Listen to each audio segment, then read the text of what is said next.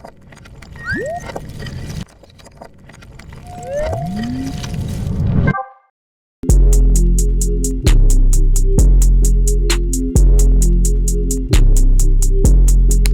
it's your boy Michael Trio, and I'm here with the Ghetto Flower, Fresh Flowers podcast. You already know what it is. We back in the building. What's good, Q? What's going on, bro? We got another special guest, bro. Yo. Hell yeah. We got the one and only. I'll let you introduce yourself. Go ahead. Yo. I'm Kaicrewsade, Chicago neo soul artist. Chicago, mental health advocate as well. You know what I'm saying? I'm happy to be here. Shout out Ghetto Flower. You know what I'm saying? Y'all was like one of the, like I was saying before before this shit started, y'all was like one of the main few platforms that like show love, man. I think y'all was like my second or third, you feel me, like article. Like when I dropped Steve's demo and shit. Cause I ain't start dropping music for real until like 2021. So when I dropped my first project, I feel like y'all was like the first people that reached out on some like, this shit hard. I was geeked too, cause I was, you know what I'm saying?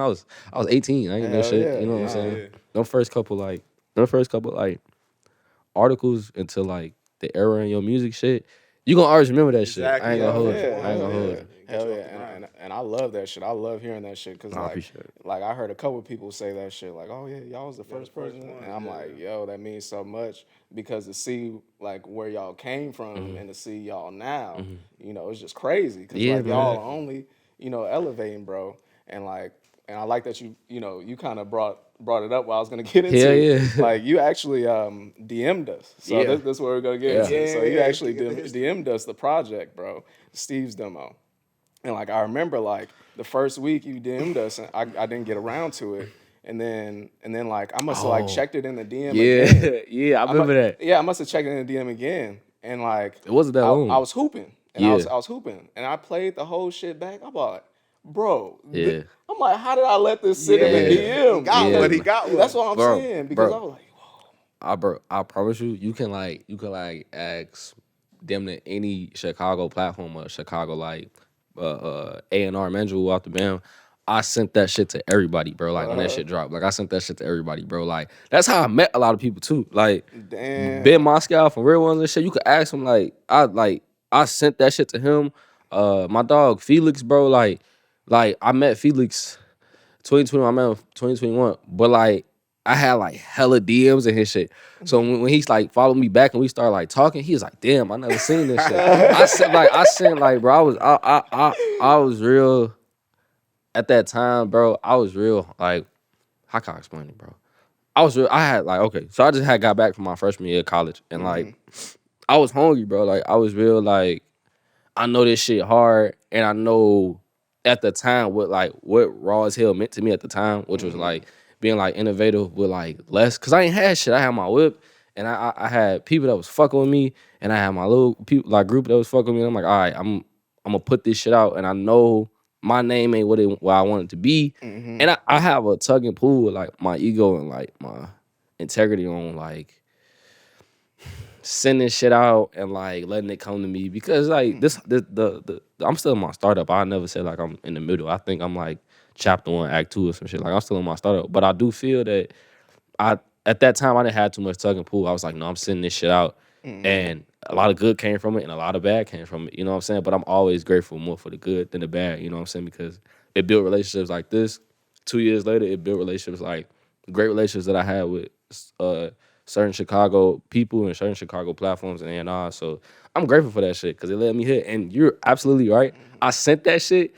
And I remember you getting back to me, like, it wasn't that long. It was like 2 weeks later. I probably wasn't that long. And I remember just in that second or third week for me with Steve's demo, I was geeked because, like, it was hella people hitting me. Like, I was geeked as fuck. Like, it was hella people hitting me about that shit. Yeah. I was geeked as fuck. I didn't think that shit was going to do what it did for me, man. I'm going to be real with you. Like, I just thought the shit was going. I knew the shit was hard.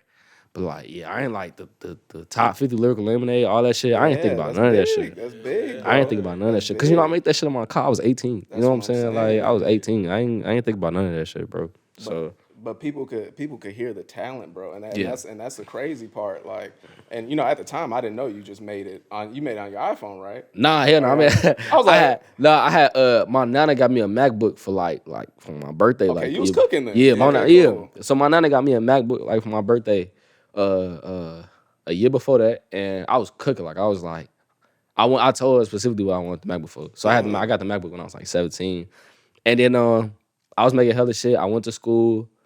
I went away to school. I was just cooking. Like I was cooking the whole time I was there. I had a suite, you know what I'm saying? Like I had a suite. You know what I'm saying? So I had my own shit. By yourself. I was by myself. So I was cooking in that bitch anytime I could. And that's why I made Brookfield Zoo. That's why I made 1008 Babies. Then I came home and I dropped a joint called Cookout with my homegirl Guyan Cannon. And that shit started to do a little shit for me. And then real shit, Cookout gave me like confidence to drop Steve's demo. Cause I was like, okay, niggas fuck with this little shit. Niggas still don't even know my name, but they fuck with this little shit. And These Days, shout out These Days, was the first platform in Chicago to put me on some shit. So Shout you know what I'm saying? Shout out Eric and all them, bro, for real. They was like the first platform to put me on some shit. And then from there on, bro, I started getting little shows, which I started meeting people. And, you know, at that time, the space I was in was a beautiful space. I was young and I was just absorbing a lot of creativity that was around me because that was the first year I started my poetry club, Kaz Poetry Club. And being around all this talent and all these people, it did something for me. You feel me? Like I was like, okay, I got these 4 joints. I remember texting my homie. I remember texting like some of my homies. I'm just like, yo, I got these 4 joints, like, and I think I got this idea. And the story of Steve's demo, I've told this shit a million times, but it was like my best friend Steve. I had these 4 songs, and this nigga was moving out his house at the time, and he was like one of the first. You know, you got like whatever art you have, you got like 3 to 4 niggas that like you show it to, like 3 or 4 of your homies that you show it to. If it's ass, they tell you. If it's good, they tell you. But like you trust their opinion. And my nigga Steve was like one of the first people I ever showed like my music to. So my nigga Steven Cohen, shout out my nigga Cohen. My nigga Steven Cohen was like the only people I show on. Still to this day, first niggas I like try to show my shit to. And I remember he was moving out his house. I was pulling up on him to help him move. And bro was high as fuck. He had said I forgot. I think he said he did a shroom or whatever. Oh shit. He did a shroom. He did a shroom or some shit like before I came. And he was just like, bro, like he was saying like you don't play me shit no more. And I was like, I'm like, I got a couple joints I'm working on, but I don't, you know what I'm saying? I don't know. He was like, man, play me that shit. And we was in my car and I played them. I ain't have phone calls done. I ain't playing that shit, but I played them like Pilots. I played them Brookfield Zoo. I played them 1008 Babies. And he was just like, nigga, like, what the fuck is you doing? Like, drop this shit, nigga. Like, da-da-da-da. And that shit gave me, like, seeing his reaction, he was tweaking. I'm like, damn. All right, bet. So from there, I was like, yeah, I'm dropping this shit. And then that's like, in the midst of all that, that's when I met my homegirl tonight. That's when I met, like, all that shit. And they all showed, like, they still to this day, they all showed me, like, immense love. Like, you know what I'm saying? I ain't had no name. They did some shit they ain't have to do. And the way I was recording, I feel like everybody I worked with at that time was definitely in the studio. I'm just now getting into a studio. Yeah. So it's like, at that time, telling a nigga, like, yo, hey, pull up to my car and, like, we gonna record this shit. And they wasn't never like, I think G Money, I think Guyan and Tonight was like, at first they was like, cause you know, it's like this nigga, he got a truck, he talking about pull up in pull up in the car and shit, you know what I'm saying? And I swear to you, I was laughing so hard after like months after we all got close and like we talked about it. And I'm like, damn, I ain't even think about that. Like it's low key a random nigga, like that's a weirdo shit. You met through people, and it was like, yo, like, he hard, but, like, you know what I'm saying, he got no studio. And I'm like, yeah, you know what I'm saying, just pull up to my car, I can record the vocals. They did that shit, though, and I'm just grateful that, you know what I'm saying, they gave me the opportunity. I never take that shit for granted. They gave me the opportunity and shit, and, yeah, man, when I dropped it, I was passionate. I really loved that project. Like, I still, to this day, and I still get so much love off that shit, man. I still get so much love off that shit. It's like, Brookfield Zoo, like, hit over like two something a minute ago. Like, I don't even remember what it was. It was 2 something a minute ago. When I saw, like, I got one project out, bro. I got one project out, 2 songs. I don't have a long ass discography. So when you do have songs that do hit over 1,000, it's like, It is something special, bro. Like it Hell is yeah, something special. hell I'm not in the 50,000 or shit, but like having my shit hit over 2,000 and I make that shit in the whip. It's like it is something special to it, man. That project did a lot for me, man. Speaking of these days, like I say, Eric Martinez, he just hit me up like a minute ago. And he's just like, man, like he was telling me like I can't believe like this shit still bump. Like I made this shit on my car. That's what I'm saying. It made this shit on my car, man. Like I appreciate all the love I get from that shit, and I appreciate the love y'all show to niggas out that shit. Y'all always show love off my shit. Bro. That's what I'm saying. And when I first heard that shit, and you bring up like what probably my favorite track on there, which is Brookfield Zoo. Yeah. Cause like I grew up in Bellwood most of my life. What? And like I grew up in Bellwood most of my life. Yeah. So bro, like that's crazy. Yeah. So yeah. So like going to Brookfield Zoo, like that's the that was the shit. know what I'm saying? Like that's the shit. You feel me? So like a lot of that shit that you was spitting in that track, I was damn near hooping. I'm like, I had to stop. I'm like, this dude, like you know what I'm saying? He for real, different. Exactly. He for real setting down the pavement. He for real like speaking that shit, bro. Mm-hmm.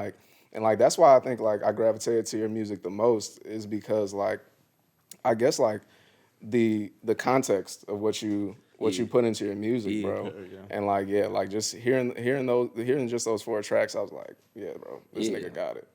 And that's why I'm happy to have you on, bro. I appreciate that. Thank you. How was it for you, like when you left home to like go to school and stuff, and you were still making music? Do you feel like that experience of being away? Do you feel like that inspired you, or how did that sort of impact your music and stuff? Bro, I've been so I'm a senior now. I fucking graduated next year. Thank God. Oh my gosh. Hey, let's go. Right there, I fucking hate school. Hell yeah. And we both graduated, so we sure. I fucking hate school. I'm not an advocate. You know what I'm saying? I want to be an advocate for the right things, but like, you know what I'm saying? I definitely want to say like, do what you feel is right. You know what I'm saying? I went to school. Because like, my folks ain't go to school. You know what I'm saying? So like, and I was bad as fuck as a kid. So like, when I got my shit together, like high school and shit, and I started like, I was good as hell at track and shit. So I'm like, you know what I'm saying? I started traveling and shit. You know what I'm saying? I do think, as a young black man, you know what I'm saying? Like getting into a program and getting into something that does show you a different limelight into the world, a different limelight. Like I was in track and I was doing summer league and summer track, and that shit would take me to North Carolina and shit. And I'm seeing shit I never seen. So I was like, yeah, you know what I'm saying? I was traveling with one of my best friends and his father. He was my coach, Coach Wilson. He just passed, R.I.P. Coach Wilson. And I was like, they showed me a different perspective in life to where it was like, I go back to school, I'm like, I ain't, I realized a lot like the getting in trouble shit kind of just, I don't know. I feel like I was in a space where now I understand that there was a lot of mental shit I didn't understand at the time. Mm-hmm. I wasn't, I was angry because I didn't understand my anxiety, and my anxiety was something that was causing this anger. I didn't understand I didn't understand this shit, and nobody really could break it. My peoples ain't know that shit, and it's not like my people's good folks. You know what I'm saying? I think good parents are good parents for how they care about you and how they take care of you. You know what I'm saying? They can only take care of you as much as they know how. You feel exactly. Ain't no fucking book to this shit. So you got a child, they got anxiety and shit like that, you know what I'm saying? And, in our environment, in our community, how mental health is just not taught yet. I think now, our generation, we had kids, that shit. But I went to school on some, like, I went to college on some shit, like, I didn't think I was going to go to college when I was a kid. I was in fucking middle school, elementary shit, even my freshman year of high school. I'm like, I'm not going to school, bro. I don't even know what the fuck I want to do. So when I started figuring out what I want to do and da-da-da-da-da, I'm like, all right, you know what I'm saying? And when I had the opportunity, I was like, oh, shit. All right, I'm going to go. I don't really fuck with school. I hate that shit, but I do think it's a game. Like, I'm like, when I went away the first couple times, I was like, it's a challenge, but I ain't going to, like, bitch out. You know what I'm saying? That's how I felt. I went to the second school. I ain't going to mention because I don't fuck with it. But, like, I don't fuck with it. I ain't trying to talk down on school. But I went to a school in Iowa. I just went to a JUCO. I was starting off small. I was starting off small, so I was like, I'm going to just do this JUCO shit real quick, get my associates, because my OG was like, I'm not tripping about school. She was like, my parents was real cool when it came to college shit. They was like, you know what I'm saying? I'm not tripping if you don't go, but I would like you to go. So I wasn't forced into that shit. Hell yeah. So then I went to a junior college. I got my associates. My OG was ecstatic. She was like, oh shit, like da da da. Like, yeah, that's what's because up. you know what I'm saying. My peoples ain't get that. They never got that shit. So it's like, and they very intelligent people. But you know, my mom's never got that shit, and it wasn't due to intelligence. It was sometimes due to funds, financial shit. That shit hold niggas back. So when I had the opportunity, my mom was like, "You going to school? Like, get that associates, knock that shit out." My OG was not tripping about. I'm the one that's pushing it. She wasn't tripping about bachelor's, masters, none of that shit. She just wanted me to have some. So it felt like I did that shit for her. And then when I got my I got my associates, I was like, "Fuck it, I'm gonna go." How you doing? I'm gonna go and get my bachelor's and going away and still making music. To be honest with you, bro, I'm not gonna lie. Going away helped me making music. I'm sorry, I'm dragging around. Nah, the you conversation, good. We need the context. But nah, bro. When I went away that first time, I wasn't in Chicago, bro. I was playing nothing but Chicago music, which is crazy, G. I was so fucking homesick. I was playing nothing but telephone and coloring book all fucking week. And my girl, she also is like a big Chicago like music head. Like she's a big native Chicago. Like she, you know, we both like big music heads. So while I was gone and she back here, you know what I'm saying? We talking about music back and forth. So my whole I'm out of Chicago, but my whole thing is like I get on the phone with her, she playing coloring, but she playing acid rap, she playing internet tape. I'm at playing internet tape, I'm playing telephone, I'm playing surf, I'm playing all this shit. So that leads to songs like Brookfield Zoo, cause I hear a beat and I'm like, damn, that shit sound like some shit I would love to listen to and shit. You know what I'm saying? I wasn't thinking shit of Brookfield Zoo, I promise you. Like I didn't think that shit. You know what I thought the song was gonna the song that was gonna pop off for me the most off Steve's Demo? I thought Pilots was gonna be the song that like do a lot for me off Steve's Demo because I don't know, like it had like the fast paced shit, it had the da da da da shit. I was flowing on that bitch. I thought that was gonna be the one. So when Brookfield Zoo became like the joint for me, I didn't think that shit was gonna happen. I was like, damn, it just goes to show like how much, you know, Chicago, we got our own culture and it's our own soul. We have our own native tongue. So it's like when somebody that's like making music, somebody that's doing art, somebody that's doing programs, platforms, we understand it more than motherfuckers outside. And the motherfuckers outside get it, that's dope as hell too. But we the first ones that's going, Brookfield Zoo, oh shit, let me see what's to That's what I'm saying. It's a different connection. You know what I'm saying? My nana stayed in Bellwood too. That's why I was like, oh shit, yeah, my nana stayed in Bellwood. What street she stay on? 1008. I'm blanking on the street right now. I ain't gonna hold you. But yeah, she stayed in Bellwood. We actually, crazy shit is, niggas was in Maywood for a little minute. That's the crazy shit. Niggas was in Maywood for a little minute. So that whole little area for that whole little, you already know that whole little area for hell yeah, that whole little area for like we was over there all the time. My pops, cause I grew up out, like I'm still like my whole shit is out here for we good. That's why like I'm talking about. I'm looking at the shit I'm like, damn, this shit not that far. We stay over there in Holman and shit, by Madison and shit, with Uncle Remus and shit. So that's why I'm all that. That's why I'm like, that's another reason I'm a mad like Uncle Remus hype too. For like, right over that shit was in my blood, nigga. Like, damn, bro. Like, I'm gonna have to do it on this interview. Like, don't cut this out. But like, fuck Harold. I'm not gonna fuck Harold, G. I'm gonna have to talk about that shit every interview, G. Cause you know what I'm saying. They getting big on this Keith Lee shit. Yeah, I've seen the video. And the crazy part is, I'm gonna tell you for I fucks with Keith Lee. You know what I'm saying? Good God-fearing man. But G, I think it was literally. I think motherfuckers punked him into saying he like Heroes more than Uncle Remus. Hyping them up type shit. Because I swear to you, last spring, this spring I'm tweaking. This spring he made a video about Uncle Remus and Harold's. And I promise you that nigga was like, yeah, Harold's is better, da-da-da-da.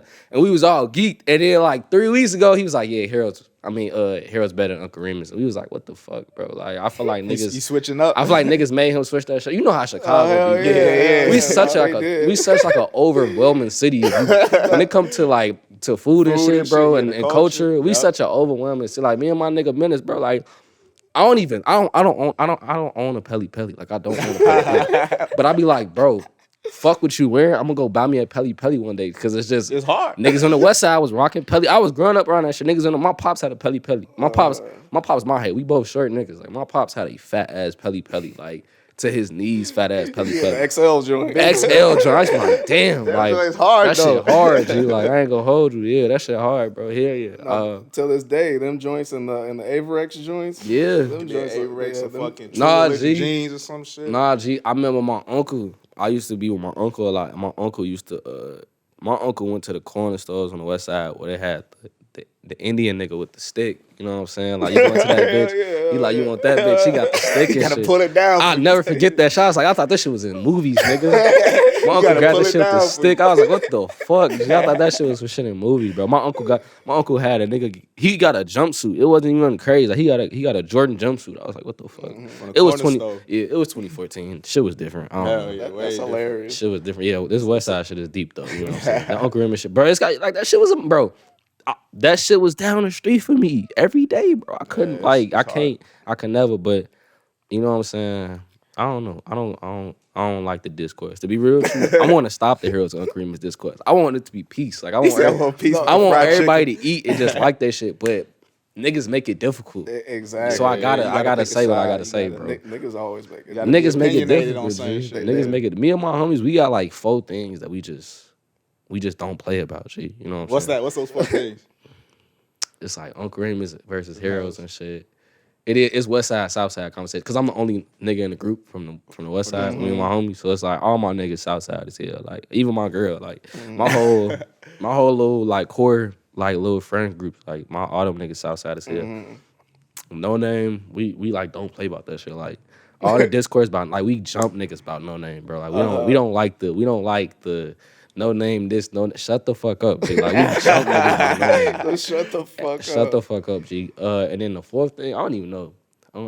We talk a lot about like we like how y'all just mentioned capitalism. We talk a lot about like capitalism and shit and how like niggas is just not free no matter what, but we gotta keep fighting and shit and pushing and shit. But like just how it's a lot of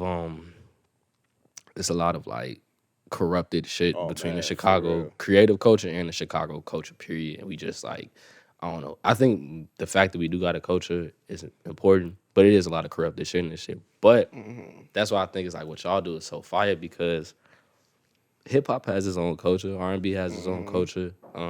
I think it's dope to have a big mainstream culture in the city. Like, I think that shit is inspiring to see what y'all do, bro. That shit is really inspiring for real. Yeah. And I want to ask you, like, it's your last year, in college and shit. Like, did that make you more well-rounded, like as a person? Yeah. Right. Like, Hell, what do you feel like how it did that? Like, how do you feel like it did that, bro? It taught me a lot about working hard. It taught me a lot. I think it's a lot of negativity on working hard. It's a lot of negativity on like striving or staying down to you coming up. It's a lot of negativity around that. I went into college with so much negativity. Not for me personally, but like around me. I get on Twitter or I got like people around me and it's always like it was so much shit about working hard, and like I can't tell you like majority of things I learned, but I know I got my work done. Like, you know what I'm saying? And I know like I grinded, you know what I'm saying? And I know like as a rounded person. And then, it turns you into some form of a socialite of talking to a lot of people, meeting a lot of people. Yeah, exactly. And I appreciate that aspect of college. I appreciate leaving. Like I appreciate leaving and coming back and all the things that I've been through in the last 4 years. You know what I'm saying? I think it helped me strategize my life more. I think it helped me keep me on pace a lot more. You know what I'm saying? Like I said, I'm not the type of nigga to like, I'm not like a school advocate, no shit like that. You know what I'm saying? But I do think it comes with a lot of perks of appreciation. I don't think you have to fucking know what the fuck pie is, but I do think like you can get your homework done and get your work done and get that shit in tune. And I think it does a lot for people, real shit. I know it did a lot for me.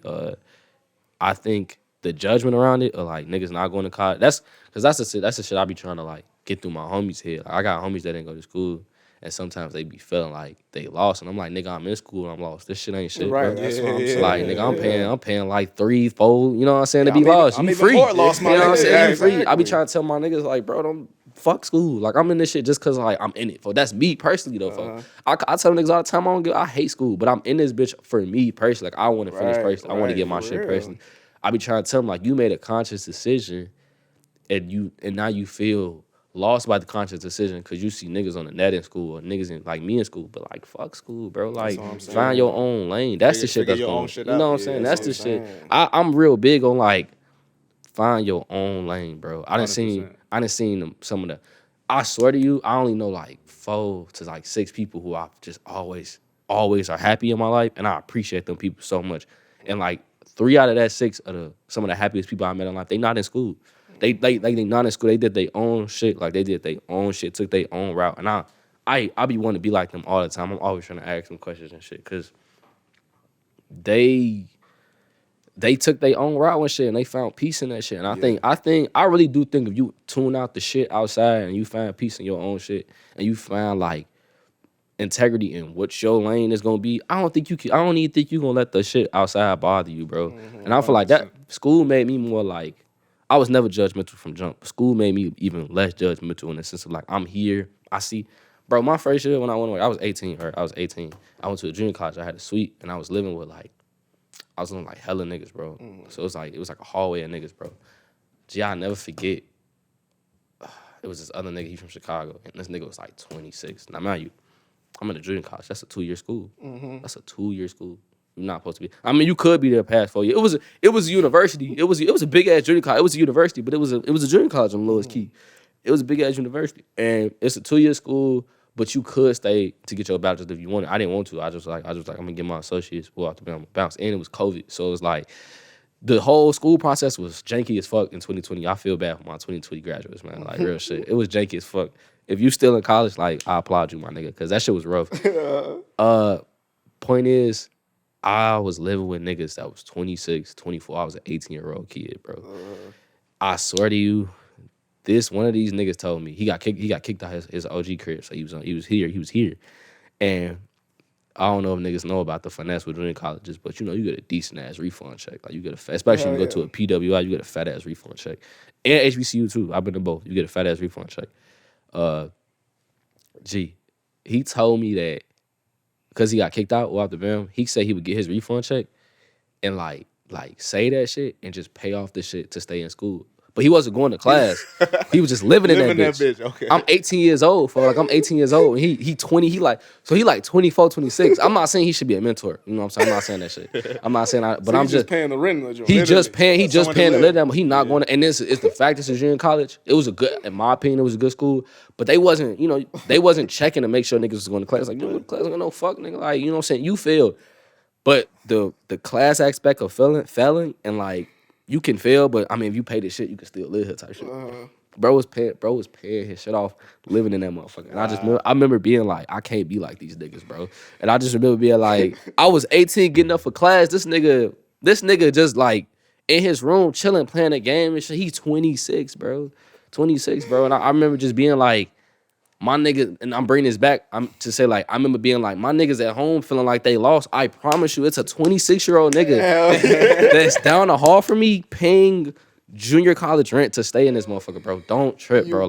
Don't trip, bro. Get your little hustle, get your little job, work at Amazon, whatever you gotta do, get your hustle, bro, and find integrity and peace in that shit. Because I promise you, it's a nigga that's 26-year-old. He is okay with living off this junior college crib shit, bro. Don't stress that shit. So I think college made me a well-rounded person, though, perspective of like, don't judge nobody. Everybody got their own route, and help if people don't know it. Help people find peace in their own route and shit. You know what I'm saying? That's another reason I did the poetry club, because it's like, I ain't the most confident nigga, but it's too many niggas our age that feel like they not doing something right because another nigga doing something right. How you know that other nigga doing something right?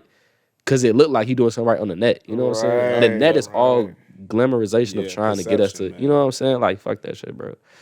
Fuck that shit. And that's why I wanted to talk to you about a little bit more about the poetry club. Yeah. Like, what made you want to start that? Shit, I was in school. I was my freshman year, and I just had it. I ain't gonna lie, I didn't think it was gonna be this, bro. I had an idea, and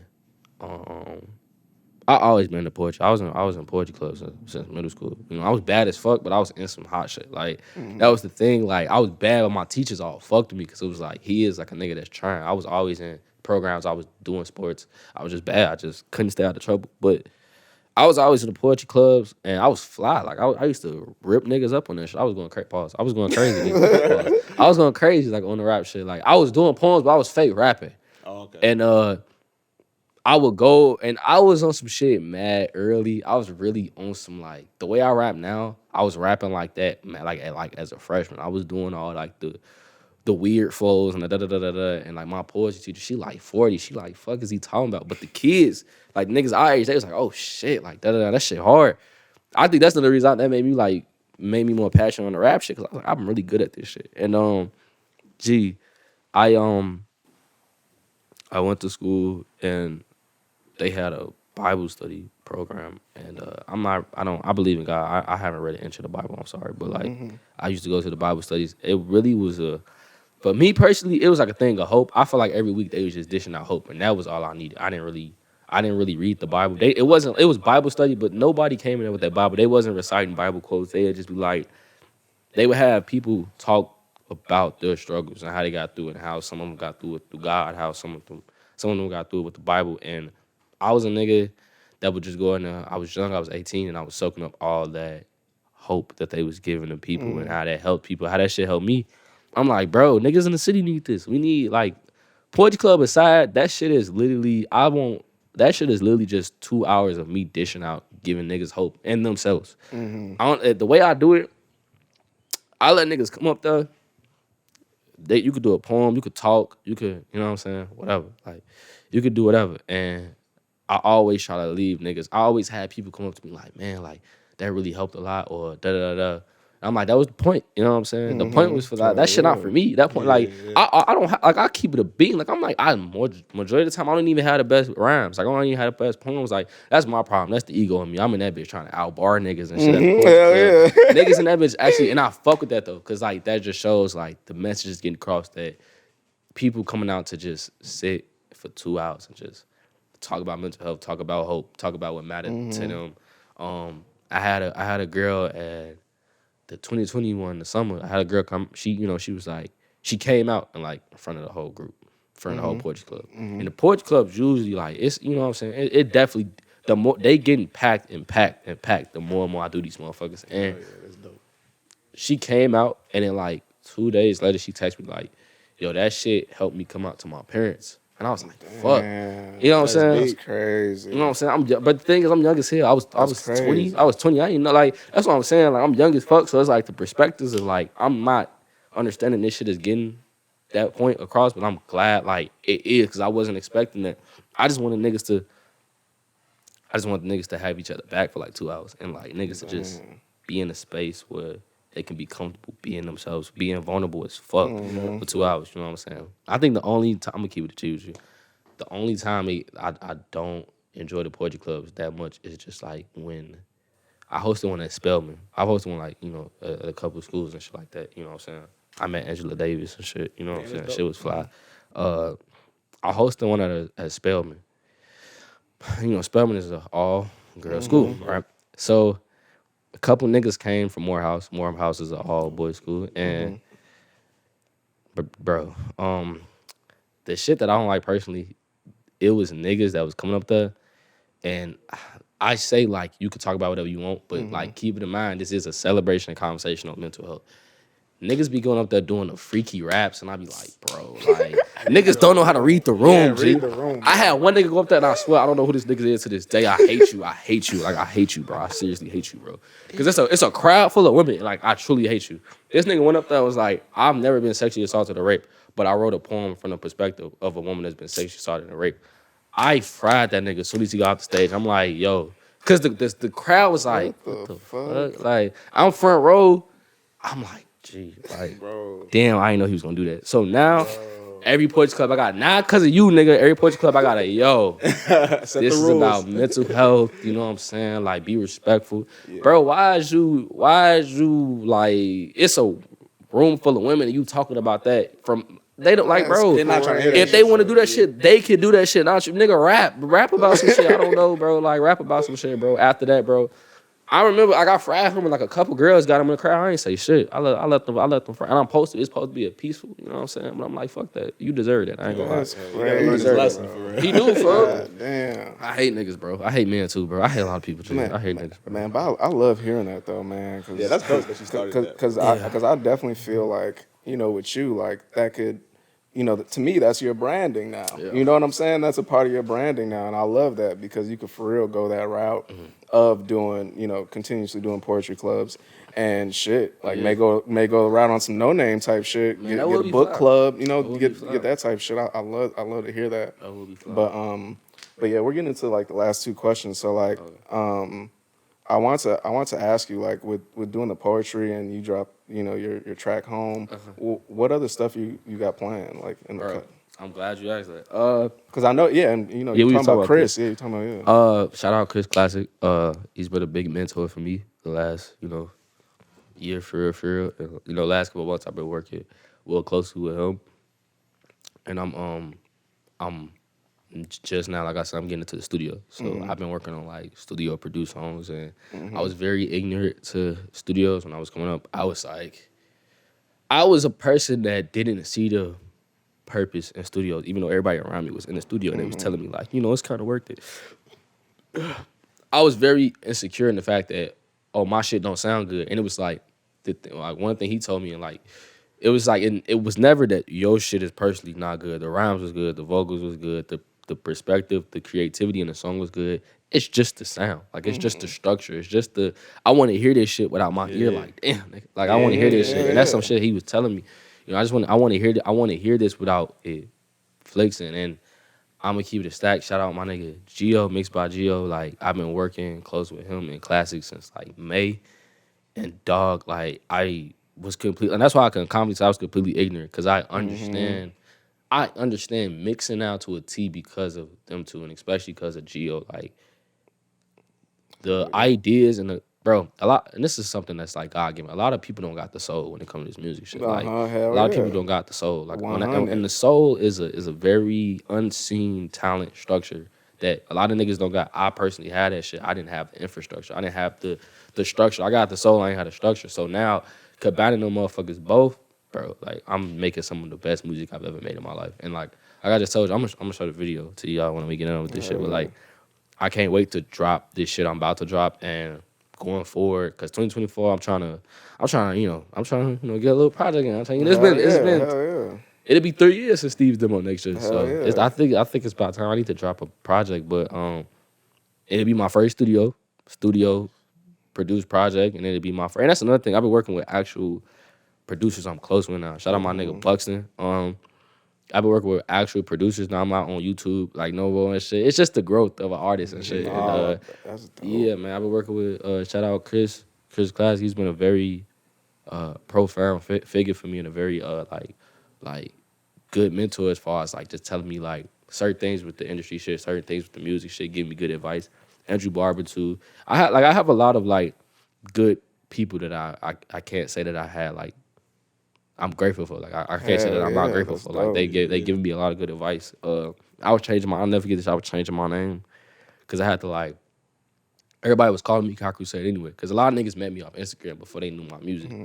So they was just calling me as Kaicrewsade. I got booked for this one show, and the lady booked me as Kaicrewsade. I was like, fuck it, you know what I'm saying? And it was too many fucking Kais and shit. You couldn't even find my shit. And I remember like talking to Andrew Barber, like, yo, I'm a little bit scared that this might not work. And he was like, man, like, change that shit. Ain't nobody looking at, like, ain't nobody worried. They trying to hear your music, like, change that shit, So I remember, like, I got a lot of help in this shit, and I'm, trying to keep flowing with that shit. And I can't wait for the songs that I'm trying to drop right now and get the video done to drop this year, my full, like, first studio produced songs. Like, I can't wait. And studio mastered and mixed. Like I said, I'm in another, like, that's why I'm in another, like, scrub era of, I'm kind of just like, I'm soaking everything up. Like, I'm just kind of listening and learning and not trying to talk too much, more so trying to listen. Hell yeah. Hear everything out, make the music. That's why I'm saying I'm in like one of my best eras of making music, and I hope, it resonate with everybody when it drop. Nah, for bro. sure. And we can't wait to hear it, bro. I appreciate that. And honestly, I'm happy for the name change too, because what we know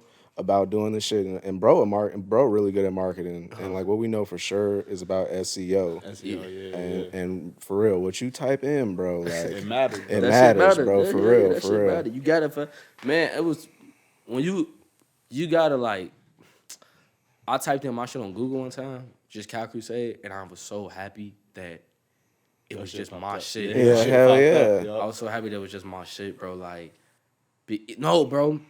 I ain't even trying to run the time. I just gotta mention this shit, bro. My mom's was somebody who really was like, you should probably change your name. My mom's like, she fuck with my shit. Like, my mama in North Carolina and shit, so I don't see it as much as I want to. So she's really big on like, I'm always listening to your songs, and she was bumping my shit. And she was like, I was looking up your name, and it was all these other people. And I was like, I don't know who you are. I don't know where to find you, this and this. And then she was like, have you ever thought about changing your name? And I didn't think, my mama not no big rap, my mama a neo soul lady. So it's like when I heard like to hear her have Curiosity on some shit I'm trying to do with the rap soul shit, that made me like, I don't know, maybe, that also made me think about making it fully.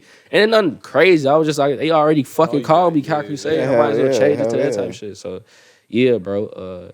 Yeah, man. I can't wait to drop my shit. No, that's what's up, man. No, and we definitely gonna be waiting for it, man. We appreciate you sliding, bro. I appreciate y'all. It's been a minute to get this finally in, but for real, we appreciate you, Kaicrewsade, bro. Shout out, Bow. Go by Bow. Corn Waters. Go by Bow. Let's go. Fresh Flowers Podcast. We out.